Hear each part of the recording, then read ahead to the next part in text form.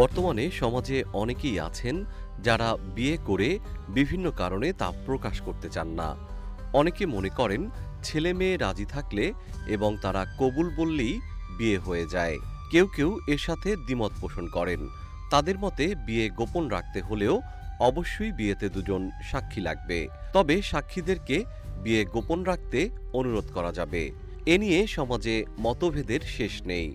চলুন জেনে নেওয়া যাক এ সম্পর্কে শরীয়তের বিধান কি। ইসলামে বিয়ের অন্যতম প্রধান শর্ত হল প্রকাশ্য সাক্ষী। শরীয়তে সাক্ষী ছাড়া গোপনে ইজাব কবুল করলে সেই বিয়ে সর্বসম্মতভাবে বাতিল ও অকার্যকর। পক্ষান্তরে দুইজন সাক্ষী রেখে করার পর সাধারণ বিবাহিত জীবনযাপন করলে তা গোপন বিয়ে নয়। এমন বিয়ের বৈধতা নিয়ে কোনো মতবিরোধ নেই।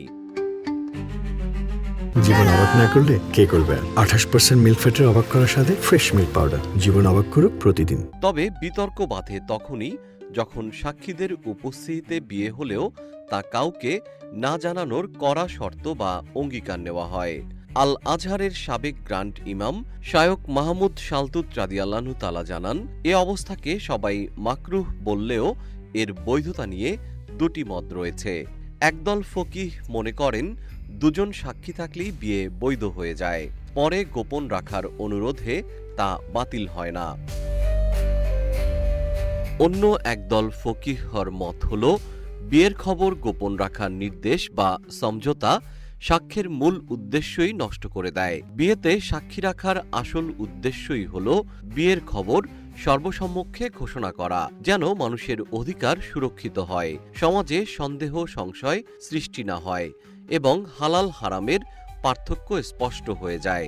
রাসূলুল্লাহ সাল্লাল্লাহু আলাইহি ওয়াসাল্লাম বলেছেন, হালাল ও হারামের পার্থক্য হল দফ বাজানো এবং উচ্চ শব্দে বিবাহের ঘোষণা দেওয়া।